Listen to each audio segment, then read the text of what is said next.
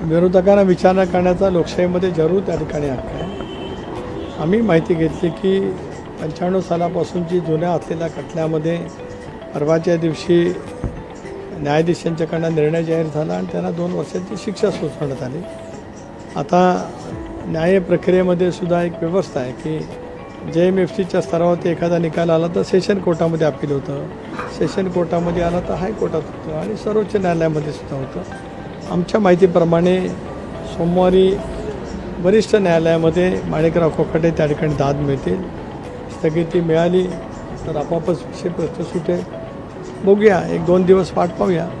सुनील केदार यांच्या बाबतीत जसं तात्काळ निर्णय झालेला होता राजीनाम्याचा, त्या पद्धतीचा निर्णय या प्रकरणामध्ये का घेतला जात नाही असा प्रश्न विरोधकांचा। कारण त्यांच्या शिक्षेला स्थगिती नाही, वागणूक मिळते असं म्हणतात, त्यांच्या शिक्षेला स्थगिती मिळालेली नाही, त्यामुळे कुठेतरी राजीनामा घेतला। एक लक्षात घेतलं आपण तर त्या क्षणाला माणिकराव कोकाटेंना जामीनसुद्धा कोर्टाने मंजूर केला।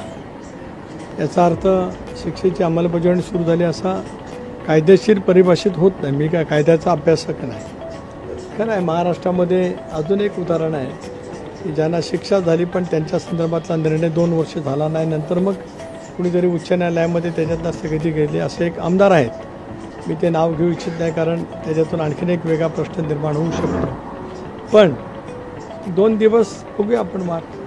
पण सर, या प्रकरणामध्ये सातत्याने आता विरोधकांकडून असं म्हटलं जात आहे की त्याचे सत्ताधारी आहेत, त्यांना वेगळ्या पद्धतीची वागणूक दिली जाते, विरोधकांना वेगळी, सत्ताधाऱ्यांना वेगळी। विरोधकांना त्यांचं म्हणणं मांडण्याचा लोकशाहीमध्ये अधिकार आहे। आरोप तर ते विरोधक नेहमी करतच असतात, त्याच्यातला तो एक भाग आहे। नवीन घडामोडी पाहण्यासाठी आजच आम्ही मुंबईकर 24 तासला लाईक करा, सबस्क्राईब करा आणि अपडेट रहा।